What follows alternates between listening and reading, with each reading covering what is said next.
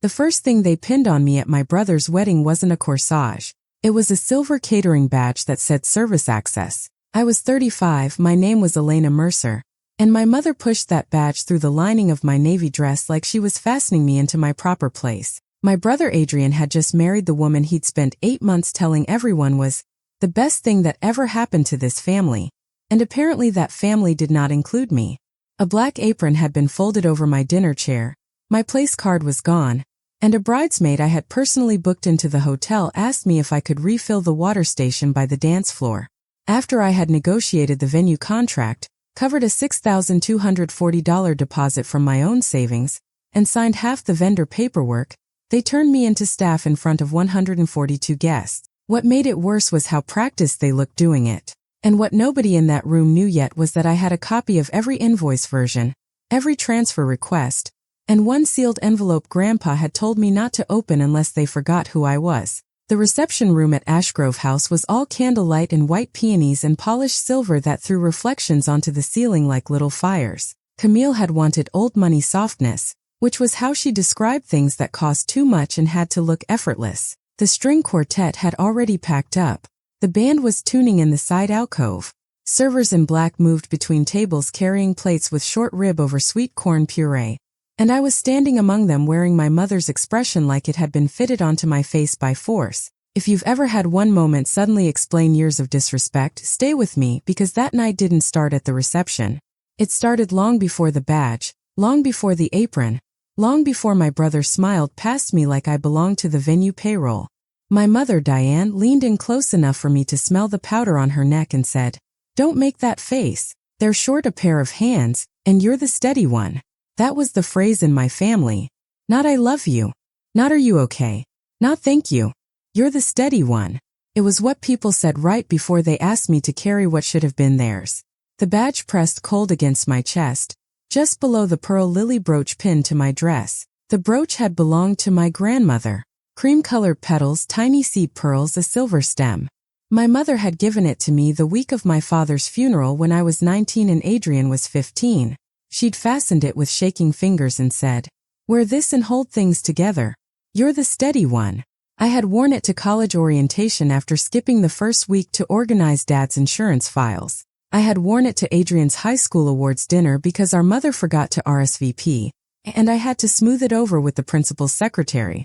I had worn it to the hospital when Grandpa Walter had his transient ischemic attack 3 years ago, and the nurse asked who understood his medication list, his power of attorney paperwork, his allergy history, and the answer, like always, was me. So when my mother clipped a catering badge just under that brooch, it felt less like a new insult than a translation. It took the family language I had lived inside for 16 years and turned it into something visible. A server named Luz glanced at me with quick, sympathetic eyes and handed me a tray of champagne flutes because she thought I worked there. I almost told her she didn't need to apologize for anything. I almost laughed. Instead, I took the tray because in families like mine the body keeps obeying long after the mind starts screaming. Across the room, table 2 was set with 8 place settings and a low arrangement of peonies and white ranunculus. That had been my table. I knew because I had drafted the final seating chart myself on a Wednesday night at 11:18 p.m., after Camille texted me 3 times about whether Mr. and Mrs. Hartwell should be one line on the escort board or 2. My place had been between Grandpa and Aunt Colleen. I was supposed to be near the dance floor because Grandpa's hearing was better on his right side and I told the coordinator I could help him if the music got too loud. Now my seat held a bearded man in a sage green jacket I recognized from Camille's social media. He was one of those husbands who appear in curated anniversary posts holding coffee mugs and looking expensive. His wife, a wedding photographer Camille wanted to network with, sat where my chair had been, filming the room in slow pans with her phone. My folded napkin had been removed. My printed menu card was gone. The only trace that I had ever been meant to sit there was a faint rectangle in the linen where the place card had rested. That tiny pale mark on the tablecloth bothered me more than the badge. It meant there had been a deliberate motion. Someone had set my name down. Someone had picked it up again. And suddenly I was back in April, staring at another rectangle, another missing thing, another small erasure that tried to pass as logistics. It was the engagement dinner at La Traviata, a private room with mirrored walls and terrible acoustics, and my name wasn't on the printed thank you menu. Everyone else at the head table had a line under their entree card. Camille's parents were with love from the bride. Adrian's college roommate was keeper of secrets. Even the ring bearer had the little man of the hour. Mine was blank. I remember running my thumb over the thick cream cardstock while Adrian laughed at something on his phone and Camille posed near the cake. It wasn't a huge thing. It was the kind of thing you could call a printer oversight if you wanted to stay comfortable.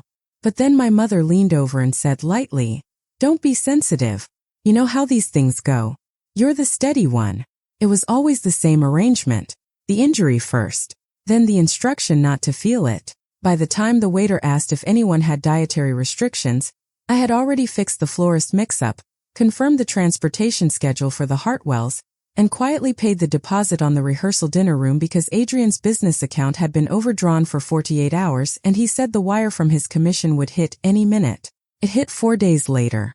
He never thanked me. He sent me a Venmo with a sunglasses emoji and the note "Lifesaver," then called our mother to say I'd handled it. That was Adrian's gift. He knew how to convert my labor into background atmosphere. You only noticed it when it stopped. At the wedding reception, I crossed behind the sweetheart table with the tray balanced against my palm. Camille's dress was custom satin, off-white with a square neckline and tiny covered buttons down the back. She looked beautiful in the expensive, deliberate way some people do when they've never had to think about the cost of their own softness. Adrian looked exactly like the version of himself he always tried to sell. Navy tuxedo, easy grin, one hand around a crystal glass, like he had stepped out of an ad for a life he had not personally financed. Camille saw me carrying the tray. For 1 second, her eyes caught on the badge at my chest, and the left corner of her mouth moved. Not quite a smile, more like relief. That was when I understood this hadn't been arranged in a week, or out of some last-minute staffing problem. It had been building for months. The realization came so cleanly it almost calmed me. Not because it hurt less, because confusion ended. There is a certain kind of pain that is worse than humiliation. It's the pain of trying to decide whether something humiliating was intentional. Once the answer becomes yes, your body stops negotiating with reality. I kept moving. Table 7 needed champagne. The mother of the bride wanted still water, not sparkling. Someone had dropped a butter knife near the dessert station. All around me, people were laughing with the glossy, relieved energy that comes after a ceremony is over, and everyone believes the hardest part of the day has passed. The hardest part of mine hadn't even started. Grandpa Walter was sitting exactly where I had insisted he be seated, at the inside corner of table 2 where the draft from the French doors wouldn't hit his neck. He was 84 that summer and thinner than he had ever been, all clean collars and careful posture, and the kind of stillness older people get when standing up begins to look expensive. He was wearing his charcoal suit, the good one with the small stitched initials inside the breast pocket, and his silver watch chain arced across his vest. He had left his cane against the chair. That worried me. He only did that when he wanted to prove he still could. He was talking to Aunt Colleen, but his attention wasn't really on her. It was on me. I knew that because Grandpa had always looked at me the same way when something was wrong. Not dramatically, not even urgently, just with a focus that made the room narrow around whatever mattered. I looked away first. 3 years earlier, when he was still in step-down rehab after the TIA, the social worker had brought in a stack of forms with tabs sticking out like little white flags. HIPAA disclosures, temporary guardianship language, medication release, physician certifications, bank authorizations. My mother got a headache halfway through the packet. Adrian took a call in the hallway. Grandpa slid his reading glasses on and said, "Lena, sit." I sat. He handed me the packet and said, "Read the second page before the first. Anyone trying to hurry you usually needs something from you." It became a private joke between us, except it wasn't really a joke. It was instruction. Grandpa had built Mercer Supply and Mechanical from a truck, a ledger, and a willingness to read every line twice. He wasn't sentimental about paperwork. He treated it as character in print. If a person wouldn't say something aloud, documents often would. That was how I ended up co-trustee with him on the Mercer Family Milestone Trust after Grandma died in 2017. The trust had been funded from the sale of Grandma's duplex on Maple Avenue, the one with the cracked green shutters and the pear tree out front. $158,000 after taxes, legal fees, and repairs. The trust language was simple on purpose. It could cover educational expenses, medical emergencies, or one-time milestone family events. Any distribution over $10,000 required both trustees' written approval. Travel for pleasure was explicitly excluded. No loans to businesses owned by beneficiaries. No reimbursement for undocumented cash expenditures. Grandpa used to tap that clause with his fingernail and say, "No stories, paper only." Adrian knew about the trust in the vague way people know about money they assume will one day become theirs. My mother knew enough to refer to it as Dad's family fund. Camille knew just enough to call it the grandparent contribution. Only Grandpa and I knew the exact language because only Grandpa and I had bothered to read it all. The wedding had entered that trust conversation 6 months earlier, in January, over soup and grilled cheese in Grandpa's sunroom while rain tapped against the windows. Adrian had come by with Camille, bringing a bakery box from a place he knew Grandpa liked. That should have told me something right there. Adrian only remembered other people's favorite things when he wanted a yes. Camille set her hand on my arm and said, "We really want this to be family-centered," which, translated from bride, meant unpaid labor was coming. They had already toured venues. Ashgrove House, where we stood now in silken resentment, had quoted them a base package of $38,900 for a Friday evening reception with ceremony on the South Lawn, 120 guests, standard bar, plated dinner, and on-site coordinator. Camille wanted 140 plus, upgraded linens, a champagne tower, an after-party snack spread, and shuttle service from the downtown hotel. Adrian said he was working numbers. My mother said this was the one chance for our family to do something beautiful after all we've been through. Grandpa looked at me over his soup bowl because he knew that phrase too. All we've been through was another family way of saying, "Elena will solve it." I should have said no. Instead, I said I could review the contract. That was how it always began. Not with surrender. With a single reasonable task. I took the venue packet home, spread it across my kitchen table, and found 6 negotiable fees in under 20 minutes. Overtime staffing, cake cutting surcharge, setup fee for outside florals, shuttle markup, corkage provisions, rain plan tent hold. By noon the next day I had an annotated copy and a list of questions for the venue director. By Friday I had reduced the package to $33,200 with a clearer service schedule and a guest cap tied to meal count instead of chair count. I got the ceremony chairs thrown in. I had the bartender minimum adjusted after reviewing comparable events. I added a clause that final guest count was due 10 business days before the wedding, not 14, because Camille was still swapping people in and out based on who had better online engagement. Adrian called me a machine. Camille told my mother I was actually amazing when she has a task. My mother said, with that awful proud softness mothers can summon when they're praising the part of you they use most. She's always been the steady one. A week later, the venue required a deposit within 72 hours to hold the August date. Adrian's card declined. He laughed when it happened, cheeks going pink, and said the bank had flagged the amount because he was out of state. He told the venue director he'd fix it. Then he pulled me aside by a hydrangea bush in the parking lot and said low and fast, "Lena, can you just put it on yours? I'll transfer it by Monday." I swear to God.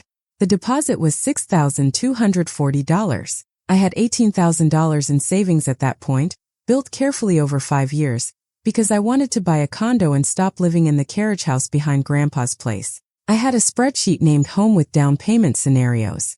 I knew exactly what putting that deposit on my card meant. Still, I did it because Adrian looked embarrassed and because somewhere inside me the 15-year-old boy from Dad's funeral still existed.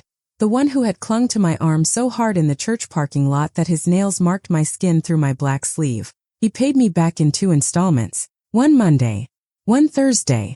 Not because he was reliable, because I sent a formal repayment schedule by email and copied him on the credit card interest terms. Even then, he called our mother and said, "Lena always makes things more dramatic than they have to be." The public story of our family was that Adrian was warm and spontaneous, my mother was gracious and overextended, and I was competent but a little rigid. The private truth was simpler. They preferred people who cleaned up after them without documenting the mess. At some point during spring, the wedding stopped feeling like a celebration and started feeling like an extraction process. It happened in pieces. First there was the hotel room. Camille had booked a block at the Hawthorne downtown. She texted me a screenshot of my reservation with a heart emoji and, "You'll love it, you're right by the bridal suite." 2 weeks later, when I checked the final list for welcome bag delivery, my room had been moved to the annex wing on the lower floor, next to the service elevator and ice machine. When I asked why, Camille sent back, "We needed to group the bridal content creators together for glam access. You won't care. You're low maintenance." Then there was the dress. Camille wanted the immediate family in shades of blue. We had a whole conversation about it, complete with fabric swatches fanned out across her dining table while she ranked them as French blue, dusty slate, and too sad. I bought a navy silk crepe dress on sale in March after she approved the photo. In July, she changed the palette to mist, pearl, and silver, and told me my dress was a little severe. When I said I'd already bought it, she smiled and said, "It's okay. You'll mostly be helping anyway." Mostly be helping. The words landed somewhere I didn't want to inspect. Then came the missing seat at the bridal lunch. Then the altered family portrait list, where I was moved from siblings with bride and groom to Mercer family extended. Then the group chat called Wedding Core, where I was included only long enough to confirm vendor arrival times, and then quietly removed. I knew I had been removed because the thread vanished mid-conversation, right after I answered a question about linen drop-off and before Camille sent the final photo schedule. I found out about the schedule because the coordinator accidentally included an earlier PDF in the print packet she sent me to check. Each incident was deniable on its own. Each could be explained as stress, oversight, bridal pressure, too many moving parts. But a pattern doesn't need to be loud to be real. The first undeniable thing arrived on July 3rd at 9:12 p.m., as a PDF attachment from my mother with the subject line, "Can you sign this quickly before bed?" It was a disbursement request for the Mercer Family Milestone Trust. Amount requested, $18,500. Purpose, wedding enhancements and related family lodging support. Attached invoices, floral upgrade, specialty linens, additional photography hours, transportation overage, custom dance floor wrap, welcome bag assembly, bridal suite beverage package.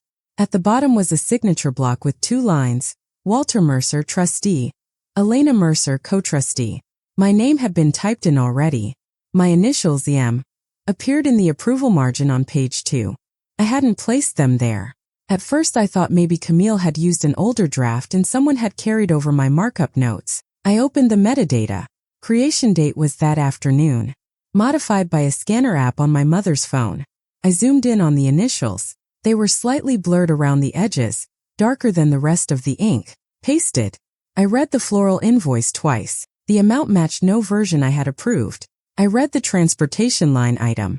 It listed 2 luxury Sprinter vans instead of the single shuttle bus in our contract. The dance floor wrap had never been discussed with me at all. I didn't answer the email. Instead, I opened the trust binder Grandpa kept in the second drawer of his desk. I checked the distribution rules again even though I already knew them. I printed the July request. Then I walked out to the carriage house kitchen, made tea I did not drink, and called Mr. Stephen Heller. Mr. Heller had been Grandpa's attorney for 22 years and mine informally, since I was old enough to understand that adults who say it's just paperwork are often the ones hoping you won't read it. He answered on the 4th ring. I told him I needed to verify whether any prior approval had been recorded for an $18,500 wedding disbursement. He said no. I told him my initials appeared on a request I had not signed. There was a pause long enough for me to hear him sit up.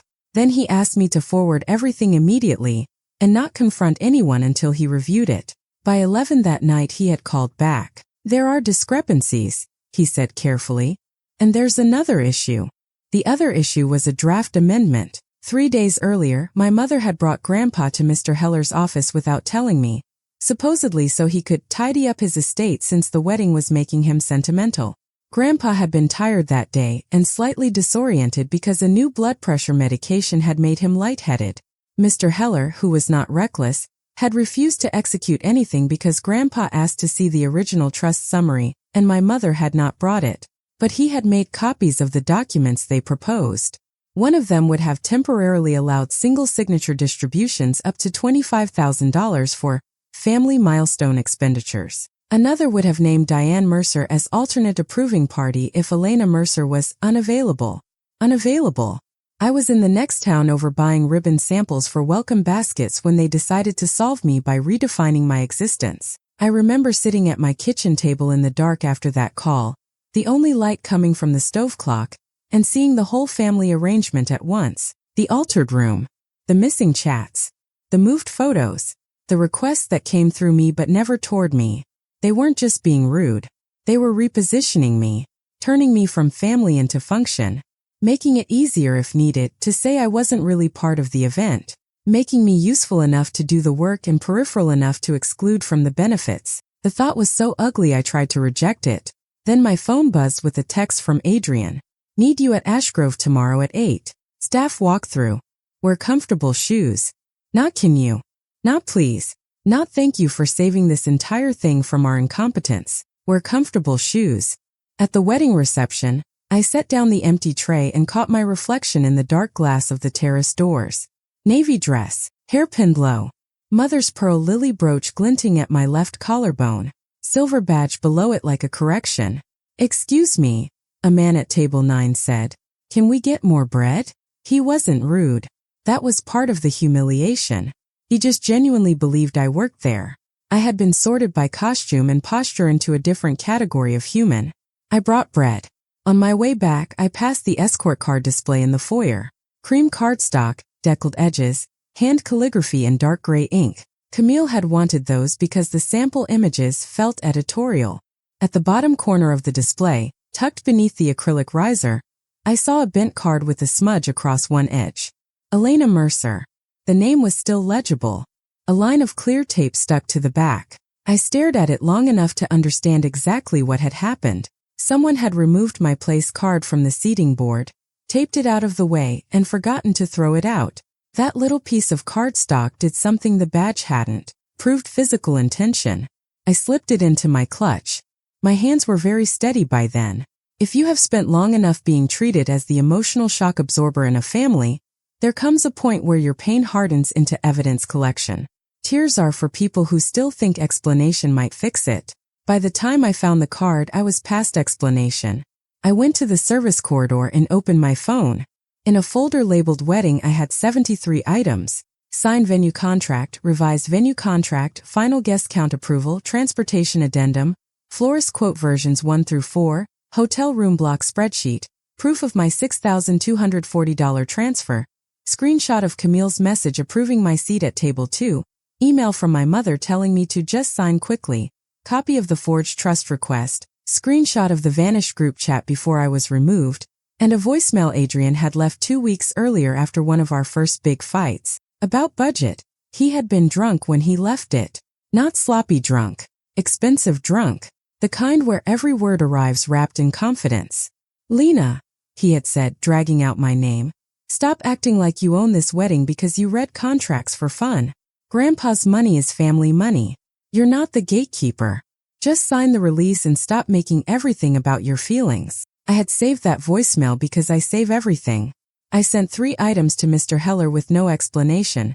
The photo of my removed place card, a picture of the silver badge against my dress, and a screenshot of a message from Camille that I had taken the week before.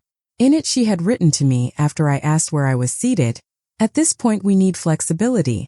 If there's a last-minute service issue, you're honestly the only one mature enough to step in." Mature enough. I sent the items. Then I slipped the phone back into my clutch and heard my mother's voice from behind me. "So there you are. The cappuccino cups need clearing from the lounge." I turned. Diane Mercer was beautiful in the way women become beautiful, when they've made self-presentation their religion.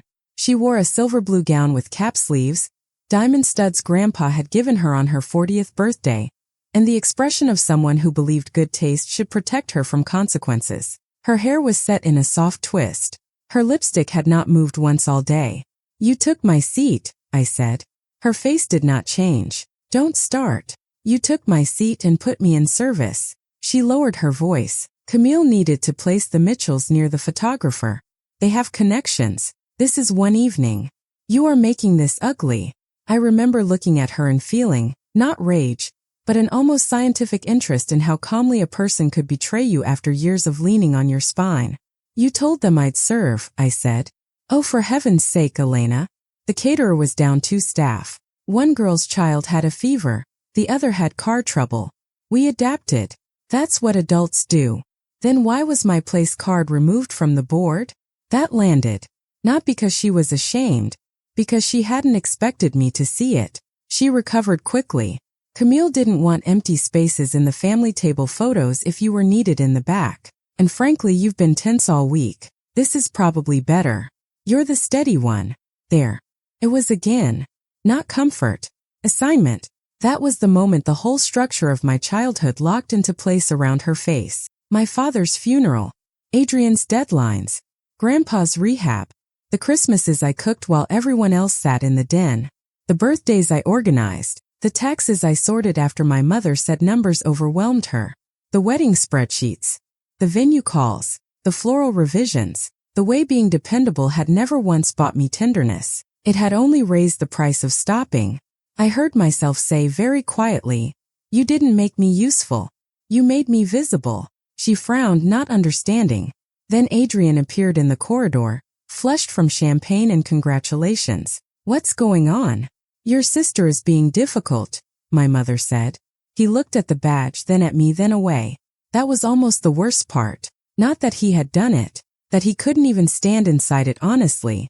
"You're really doing this now," he said. "Camille is already stressed. You removed me from the family table. Because we needed flexibility. Lena, come on. It's not personal. It is strange what the mind selects in moments like that."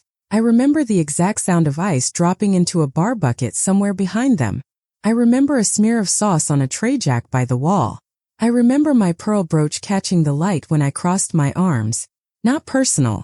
My entire role in that family had always been personal. They just liked the benefits better when they called them practical. I said, "I kept every version." Adrian blinked. "What?" My mother's face changed first. Not because I had raised my voice. I hadn't. Because she knew what I meant. "I kept every version," I repeated. "The venue contracts. The trust request. The invoice revisions. The rooming list. The seating chart. The messages." Neither of them spoke for a second. Then Adrian gave a short laugh that sounded more frightened than amused. "You're unbelievable." "No," I said. "I'm documented." He took a step toward me. "You want to blackmail us at my wedding?" "No. I'm deciding whether to let you finish lying in peace." Before either of them could answer, a voice behind us said, "Elena." It was Grandpa. He should not have been standing. Not without the cane. Not in that corridor where the tile was unforgiving and the music from the ballroom came in waves. But he was there anyway, one hand against the doorway, his shoulders set in that old mechanical straight way he had when anger held him upright better than muscle did. For a second nobody moved. Then my mother hurried toward him. "Dad, you shouldn't be back here." He didn't look at her. "Come here, Lena," he said. I went. He took my wrist. Not hard, just enough to center me in front of him, and looked down at the badge, then up at my face, then at the brooch. His mouth tightened. "When did this happen?" he asked. I could have lied. I could have protected the evening one last time. That was the old reflex. But something in me had finally tired of being the only person in that family expected to absorb damage gracefully. "Before dinner," I said. He nodded once, very small. My mother stepped in. "It was a staffing issue and Elena is overreacting." Grandpa lifted his hand without turning his head. She stopped speaking. There are men who dominate a room by volume. Grandpa had never needed volume. He had spent 40 years running crews, contracts, suppliers, and payroll. He knew how to issue a silence that people entered because they understood instinctively there would be a cost to talking through it. He said to me, "Did they ask you or tell you?" The answer mattered. We both knew it. "They told me." His jaw flexed once. Then he said the sentence that still makes my chest go tight when I remember it. "Open the envelope." The envelope had been in my clutch since 2 that afternoon. Mr. Heller had handed it to me in the side garden, beneath a maple tree strung with cafe lights. After arriving later than expected and more serious than a wedding guest should look, he had said, "Your grandfather asked me to prepare this after our call last month. He hopes it won't be necessary. But if the facts become public by their choice, he does not intend to let you stand there undefended." I hadn't opened it because I was still hoping, in some bruised leftover place, that the day would stop short of requiring it. Now I slid my finger beneath the flap. Inside were 3 things. A letter on Heller and Price stationery, a copy of the trust clause requiring both signatures for distributions above $10,000, highlighted in yellow, and a one-page notice, already signed by Grandpa and countersigned by Mr. Heller, stating that all requested wedding-related disbursements beyond the previously approved amount of $20,000 were formally suspended pending review of documentation irregularities, effective immediately. Attached behind that was a list.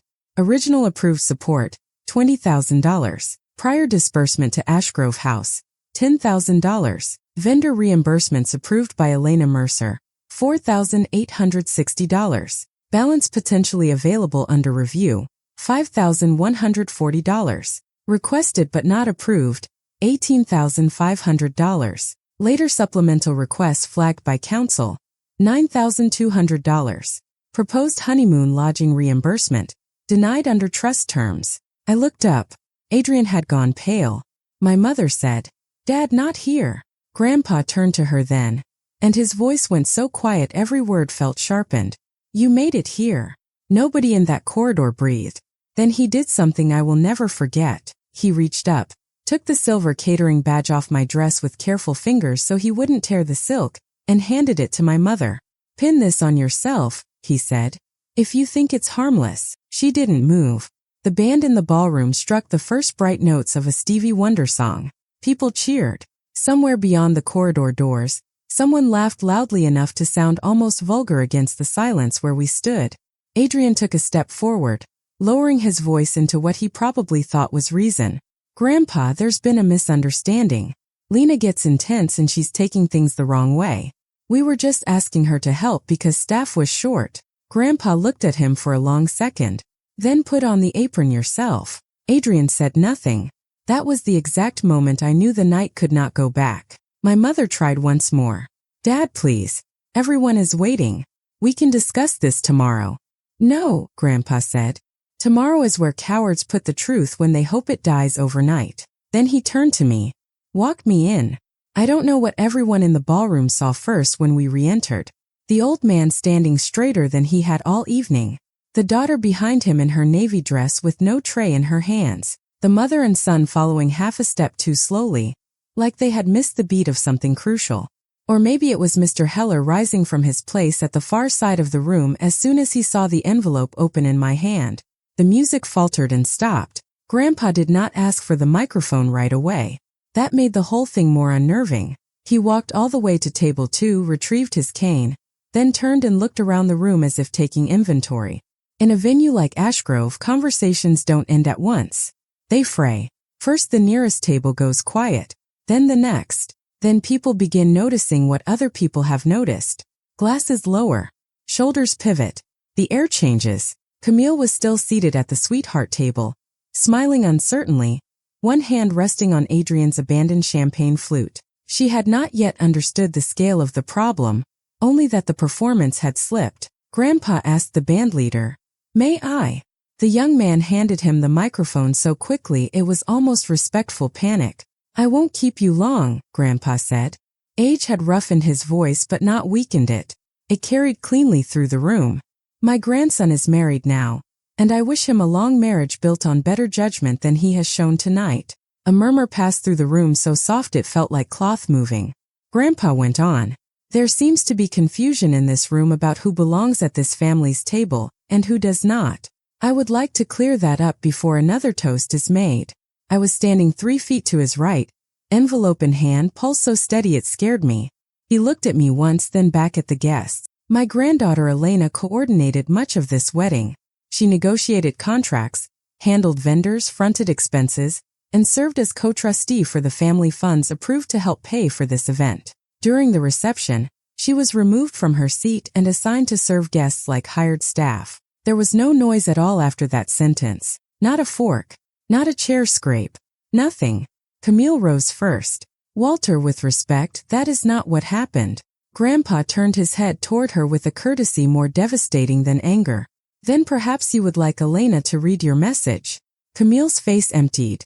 Adrian moved quickly then, stepping toward the microphone. "This is not the time." Mr. Heller stood up. "Actually, given the financial representations involved, it is precisely the time." There was the lawyer. Gray suit, navy tie, napkin still folded beside his plate, sounding exactly like a man who had spent 3 decades watching families confuse intimacy with immunity. Adrian stopped. My mother made the first real mistake of the night. She said too sharply, "Stephen, do not embarrass this family." He answered, "That opportunity appears to have been taken." A few people at the outer tables looked down at their laps. Others looked at me with the awful hungry attention of people realizing they are sitting inside a story they will tell later. Grandpa handed me the microphone. The room tilted, then steadied. I could have said many things in that moment. I could have listed every insult, every late-night fix, every time I had been told I was too sensitive for noticing what was obvious. I could have humiliated them the way they had humiliated me. Instead, because anger had already burned off and left only fact, I opened the envelope, took out the highlighted trust page and said, "There were 2 separate issues tonight. One was public and visible. The other was financial and documented. They are related." I heard someone exhale sharply at the Hartwell table. I continued. The Mercer Family Milestone Trust approved $20,000 toward this wedding. Under the trust, any distribution over $10,000 requires 2 trustee signatures, my grandfather's and mine. Over the last 6 weeks, multiple additional payment requests were submitted using invoice versions I did not approve and initials that were not mine. Those requests totaled $27,700. That number dropped into the room like cut crystal. Camille's father, Robert Hartwell, sat up straight so fast his chair legs scraped. He was the kind of man who wore expensive watches and regarded every room as a temporary board meeting. "What do you mean, additional requests?" I took out the list and answered him directly. "I mean floral upgrades, transportation changes, specialty rentals, photography extensions, and a honeymoon lodging request that the trust does not permit." Camille whispered, "Adrian." He didn't look at her. I went on. "I did not approve those amounts. My grandfather did not approve those amounts. Council reviewed the requests. All unapproved disbursements were suspended this afternoon." Mr. Heller lifted the corresponding letter in his own hand, so there would be no confusion about whether I was improvising. My mother stepped forward at last, her voice trembling with anger more than fear. "You would do this? In front of everyone?" I looked at her. I had imagined that if this moment ever came, my voice would shake or crack, or betray some rawness I could be punished for later. It didn't. Came out calm enough to chill me. "You counted on that question," I said. "You counted on me being too humiliated to answer it." Then I held up the Bent Place card I had taken from beneath the escort board. "This is my seat card." It was removed. I also have the message stating I would be used for service if there was a last-minute issue, because I was mature enough to step in. So no, Mother. This wasn't an accident. And no, Adrian. It wasn't a misunderstanding. You built an evening where I could do the work, finance the gaps, authorize the paperwork, and still be treated as extra furniture once the room filled up. My brother's face did something I had never seen before. Not guilt exactly. More like the expression of a man who has spent his life relying on one arrangement and just realized it has stopped working. He said, "Lena, you're twisting this." I looked at him and said the quietest sentence I've ever spoken in a full ballroom. I kept every version. Maybe it was the volume. Maybe it was the room. Maybe it was the fact that everyone understood immediately what kind of person keeps versions and what kind of person fears them. Whatever the reason, that line landed harder than anything shouted could have. Mr. Heller, without ceremony, stepped to my side and laid 3 documents on the nearest table where several guests could see them. The original approved venue summary, the flagged reimbursement packet, the suspended disbursement notice, clean columns, dates, signatures, amounts, highlighted clauses, reality in black ink. Camille's mother covered her mouth. Robert Hartwell stood up and said, in a tone so cold it almost disappeared, "Are you telling me my wife and I paid $25,000 from our side while your family was simultaneously trying to submit inflated requests against a trust?" No one answered quickly enough. That was answer enough. Camille turned fully toward Adrian then. "You told me your grandfather had approved the enhancements." "I thought he would," Adrian snapped, and there it was, the logic beneath everything. Not that he had permission. That he considered permission a formality between desire and outcome. Camille stared at him. "The honeymoon too? It was going to be covered." "It was excluded," I said. Her head turned toward me. How do you know that? Because I read the trust. The room had shifted by then from discomfort into the peculiar, brittle alertness of people watching polished social order come apart without a single raised voice. The server stood motionless at the edges. The band members looked down at their instruments. The photographer, to her credit or opportunism, had lowered her camera. Grandpa took the microphone back from me. When my wife died, he said, I set aside money so family milestones would not become burdens or spectacles. I did not set it aside to finance lies, and I did not spend 84 years working so that the granddaughter who carried this family's obligations would be told to carry trays at the celebration she helped build. He looked toward the sweetheart table. If Elena is not family enough to be seated, then no one under the Mercer name is family enough to take another dollar from that trust until I say so. That was the sentence that broke them. Not the humiliation. Not even the exposure. The money. Because for all the sentimental language around weddings, a great many people reveal their true loyalty when the unauthorized funds vanish. Camille sat down very slowly. Adrian went white. My mother opened her mouth and closed it again. At the back of the room, I saw the Ashgrove events manager speaking quietly into her headset. I knew exactly why. The remaining balance on the upgraded elements would now need alternate authorization, and if the Hartwells were only contracted for their own portion, someone would be getting a very tense summary before the dessert course ended. I should tell you this now because people like tidy stories. I did not enjoy that part. I did not feel triumphant watching my brother's wedding curdle in real time. I felt clear. Those are different things. Clarity is colder.